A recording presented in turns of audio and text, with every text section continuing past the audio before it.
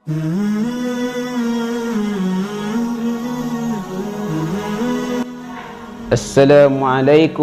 warahmatullahi wabarakatuh.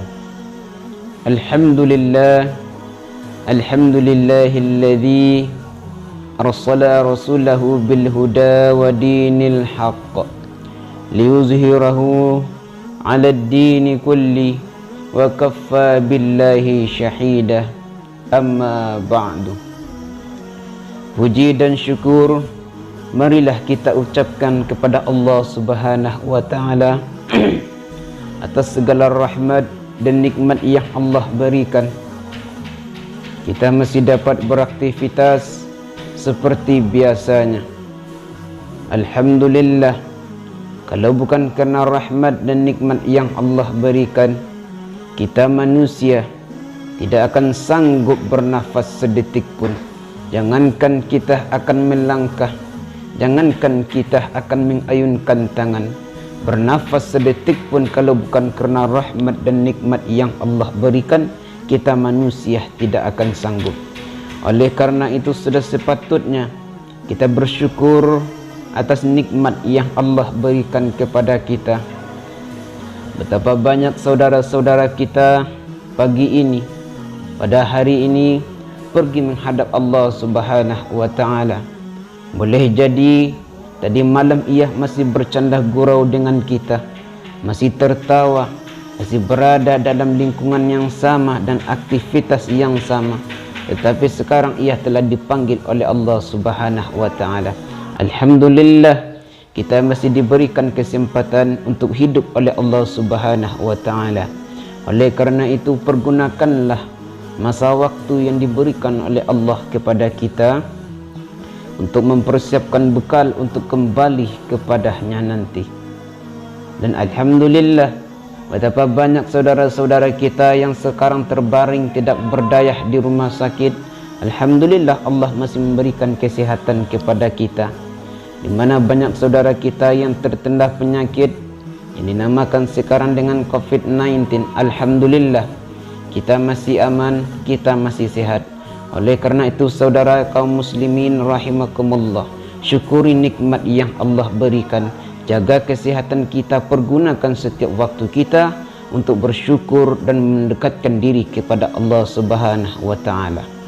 Selain itu, marilah kita mohonkan kepada Allah, semoga saudara-saudara kita yang sekarang telah diuji oleh Allah Subhanahu wa taala dengan wabah penyakit, mudah-mudahan diberikan ketabahan, mudah-mudahan diberikan ketenangan, dan mudah-mudahan diberikan kelapangan dada oleh Allah Subhanahu wa taala dalam menghadapi penyakit yang sedang melanda pada saat ini.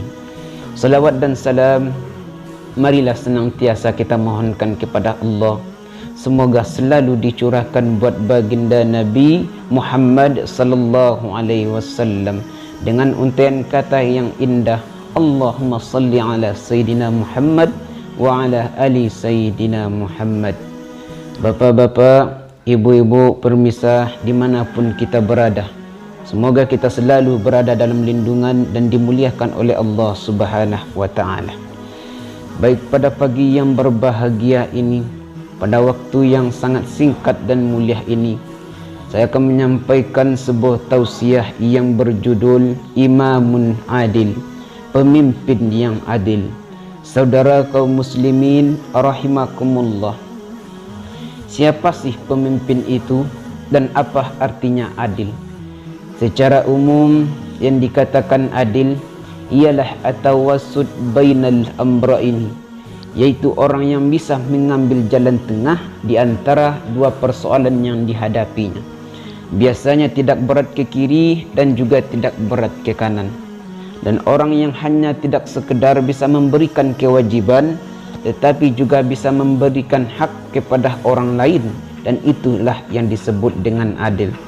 Lalu siapa sih pemimpin itu? Setiap kita adalah pemimpin, saudara kaum muslimin.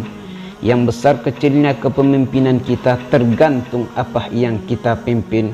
Presiden, pemimpin negara, ayah pemimpin rumah tangga, ibu pemimpin bagi anak-anak, dan kita pemimpin bagi diri kita sendiri. Dan sudah barang pasti setiap pemimpin akan dimintakan pertanggungjawab oleh Allah Subhanahu wa taala atas apa yang telah ia lakukan di atas kehidupan dunia ini. Sebagaimana kalau kita memimpin dengan adil, kalau para pemimpin memimpin dengan adil, yang hak ialah hak, yang batil ialah batil, maka Rasulullah sallallahu alaihi wasallam pernah bersabda yang diriwayatkan oleh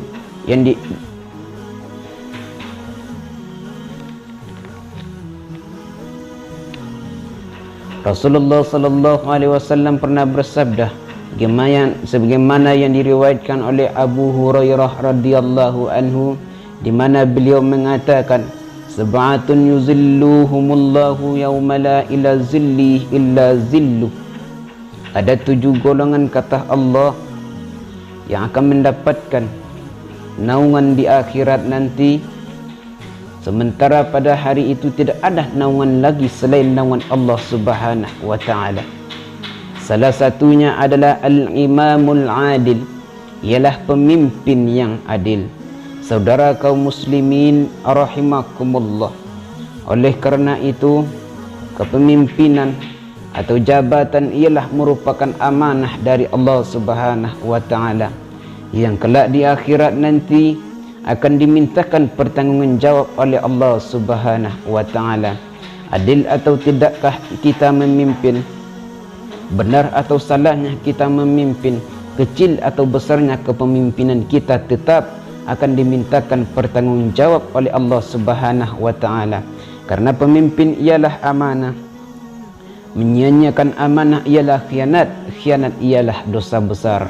Saudara kaum muslimin rahimakumullah, kita lihat dalam sejarah contohnya seorang presiden atau seorang pemimpin yang bernama Umar bin Abdul Aziz. Ketika ia ditunjuk sebagai presiden atau pemimpin suatu negara, ucapan pertama kali yang keluar dari mulut beliau ialah inna lillahi wa inna ilaihi raji'un. Bayangkan saudara kaum muslimin, ditunjuk sebagai pemimpin, patutnya mengucapkan alhamdulillah, ini malah mengatakan inna lillahi. Kenapa? Karena beliau menganggap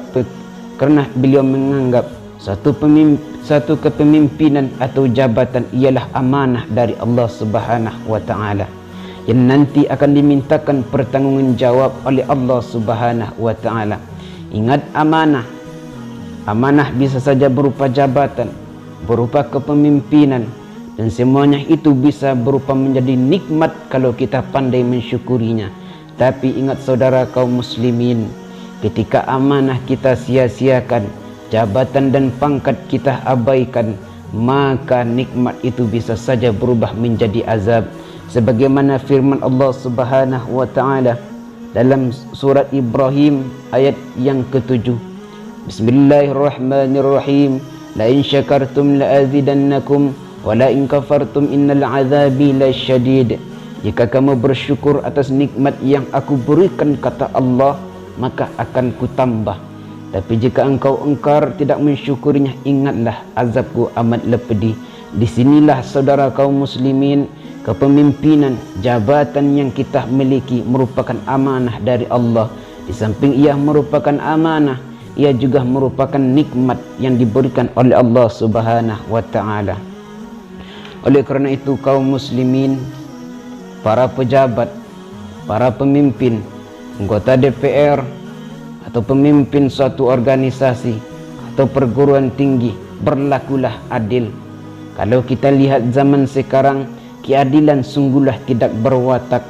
Bahkan ungkapan maju tak gentar belah yang bayar menjadi suatu tindakan yang tidak bermoral di hadapan kita.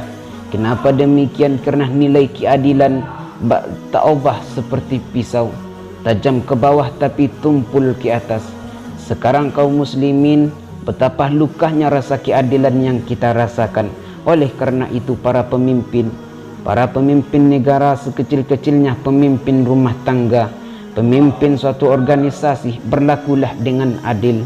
Jangan melakukan tindakan sewenang-wenangnya. Ingat, ini jabatan atau nikmat atau jabatan pangkat yang engkau miliki sekarang ialah merupakan titipan Allah Subhanahu wa taala yang akan engkau pertanggungjawabkan nanti di hadapan Allah Subhanahu wa taala.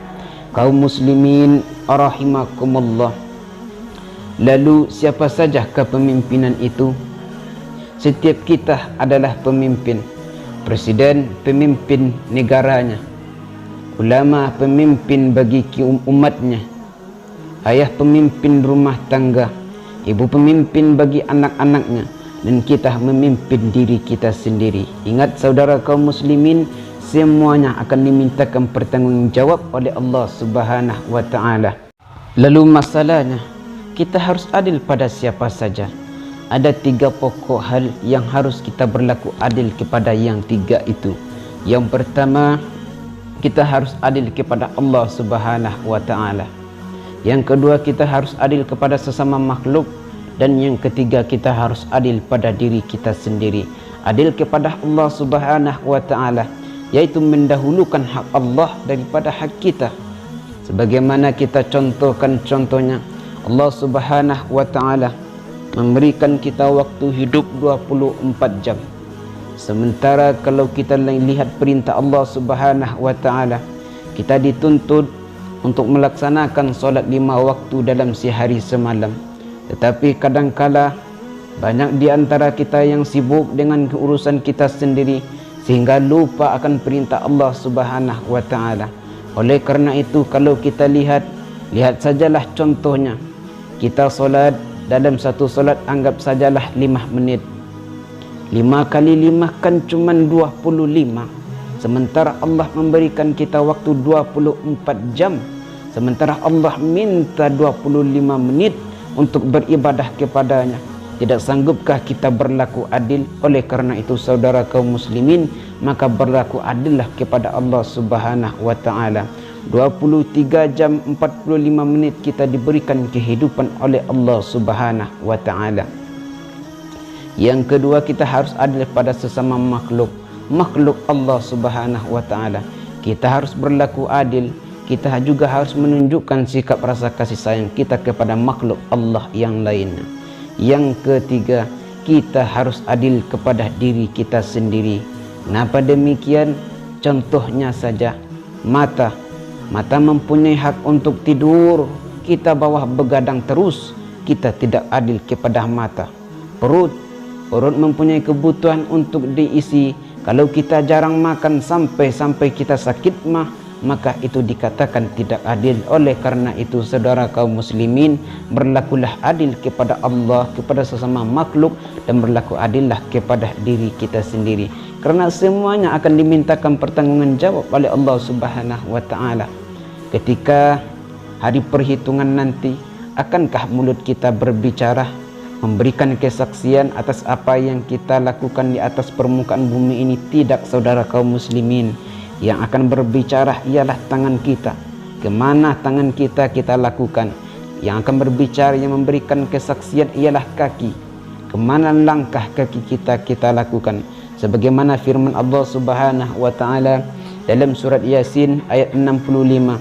Al-yawma nahtimu ala afwahihim wa tukallimuna aydihim wa tashhadu arjuluhum bima kanu yaksibun.